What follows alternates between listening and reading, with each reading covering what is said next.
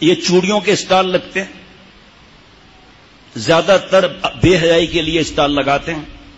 ماں ساتھ میں ہے، باپ ساتھ میں ہے، شوہر ساتھ میں ہے، وہ چوڑیاں پہنا رہے ہیں جان بوجھ کر کم سائز والی، تاکہ حرام مزے لیتے رہیں اور ناپاک ہوتے رہیں اور ہماری بہو بیٹیاں ہنستی رہیں.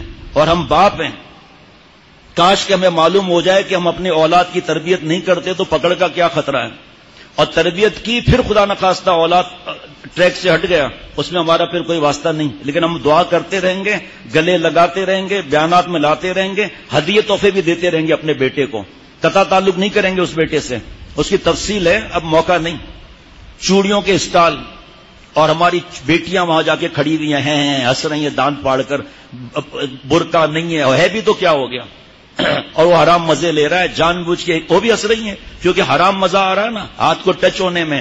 آپ صلی اللہ تعالی علیہ وسلم نے ساری زندگی کسی نامحرم کو ٹچ تک نہیں کیا. ابھی میں انشاءاللہ حدیث پاک پڑھ کے بھی سناتا ہوں. جب میڈیا پر بکواس کرتے ہیں کہ ہاتھ نہ ملانا آپ صلی اللہ علیہ وسلم کی نعوذ باللہ عادت تھی، ابے جاہل، جو آپ صلی اللہ علیہ وسلم نے کام نہیں کیا وہ کرنا ہی نہیں ہے. وہ یہ کہنا کہ آپ صلی اللہ علیہ وسلم برا لگتا تھا اس لیے وہ ہاتھ نہیں ملاتے تھے، تو تجھے برا نہیں لگتا.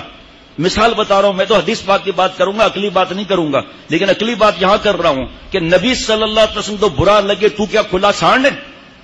جیسے آپ صلی اللہ علیہ وسلم نے فرمایا کہ سب سے پہلے میں اٹھوں گا، میرے بعد ابو بکر، پھر عمر رضی اللہ تعالی عنہما، پھر سب سے پہلے میں جنت البقیع والوں کی شفاعت کروں گا، پھر مکہ شریف جنت المعلا والوں کی شفاعت کروں گا، پھر طائف کی، پھر سارے دنیا کی. اللہ تعالیٰ کی وحی نہیں آئی کہ محبوب صلی اللہ تعالی علیہ وسلم آپ نے میرے شہر کو بعد میں رکھا، اپنے شہر کو پہلے رکھا. اس کا مطلب اللہ تعالیٰ کو یہ بات پسند ہے. تو آپ صلی اللہ علیہ وسلم کسی چیز کا منع نہ فرمائیں، لیکن نہ بھی کریں، یہ بھی مسئلہ بن جاتا ہے. جاہلوں کو کیا پتا، پی ایچ ڈی کی ڈگری یہودی سے لے کر میڈیا پر آ کر بیٹھ گئے، اور جو وہ بولتا جائے کہ پردہ نہیں ہے تو پردہ نہیں ہے. قرآن پاک کی آیتیں اس سے پوچھو نا، یہ آیتیں ملے گا کون اس سے، اور کیوں ملے گا کسی سے؟ I am busy. اور اگر مل بھی لیے، انہوں نے یہ بتا بھی دیا کہ یہ قرآن پاک کی آیتیں پردے کے تو کھلا سانڈ ہے، پردے کے خلاف بولتا ہے، کہ تم اس مقام پر نہیں ہو جس میں مقام پر ہوں، میں اس کو جتنا سمجھتا ہوں تو نہیں سمجھتا. کبھی نہیں مانیں گے. میں جا رہا تھا دبئی سے بیان کر کے ابو ظہبی جا رہا تھا، تو کئی کلومیٹر جب ہم آگے نکل گئے تو دائیں بائیں اتنے بڑے بڑے بلڈنگیں، اتنے ولاس اور لگ رہا تھا خالی ہیں. تو میں نے پوچھا بھائی یہ کیا ہے؟ کہ یہ ایک صاحب ہیں، ان کے یہ ولاس اور فلیٹ ہیں خالی ہیں. پھر اتنا پیسہ اس کے پاس کہاں سے آیا کہ بنا کر رکھ کر بیٹھا ہوا ہے؟ کہ یہ صاحب میڈیا پر آتے ہیں، اب سمجھ لو یہ سب کیا ہے. ان کا کام ہوتا ہے شکوک پیدا کرنا، اور ان کو پتا ہے جو سن رہے ہیں ان کو دین کی سمجھ ہوتی تو گھر میں ٹی وی ہی نہیں ہوتا، اگر گھر میں دین کی سمجھ ہوتی کیبل ہی نہیں ہوتا. ان کو پتا ہے کالج، اسکول، یونیورسٹی اور انسٹیٹیوٹ اور اسکولوں میں دین نہیں پڑھایا جاتا، اس لیے ان کا برین واش کر کے کھوپڑی میں بچپن سے ہی ڈال دو گے، پردہ کچھ نہیں ہوتا، ناؤ ناچو کوئی مسئلہ نہیں ہے. نعوذ باللہ. چوڑیوں کا عرض کر دیا میں نے.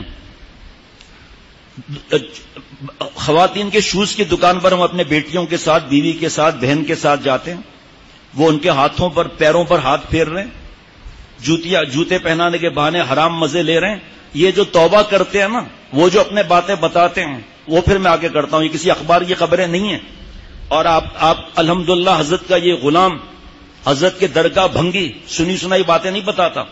وہ جوتے پہنا رہے ہیں جان بوجھ کے چھوٹے، پھر ہنس رہے ہیں، پھر ہنس رہی ہے، اور ماں باپ جا کے ونڈو شاپنگ کر رہے ہیں، اور یہ ایک دوسرے کو فون نمبر دے رہے ہیں، ایک دوسرے کو میسج کے نمبر دے رہے ہیں ایک دوسرے کو. کل ایک خاتون 6 بچوں کی ماں بھاگ گئی گھر چھوڑ کر، طلاق نہیں، خلا نہیں، موبائل.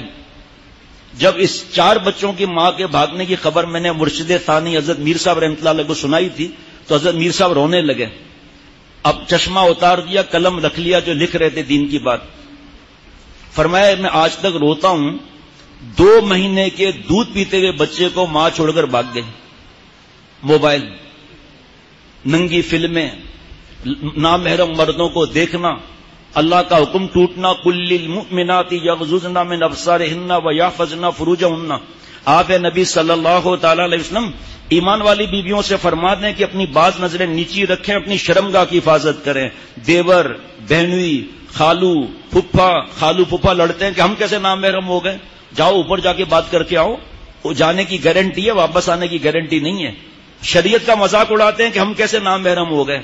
آپ آ کے پتا کرو کیسے نامحرم ہو گئے. یہاں کھڑے ہو کر بک بک کرنے سے تھوڑی کام چلے گا. اللہ سے کہو جس رب کا حکم ہے اس کے خلاف بول رہے ہو کہ ہم کیسے نامحرم ہو گئے. ارے انسان ہے، غلطیاں ہوئی، ہم بھی گناہگار ہیں، اب تو سدھر جائیں. مرنے کے قریب پہنچ گئے. ماموں ذات، تایا ذات، خالو ذات، پھپھی ذات.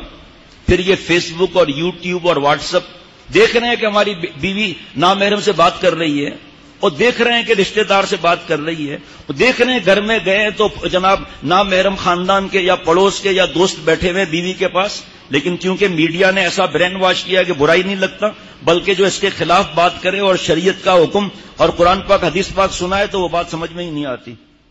جناب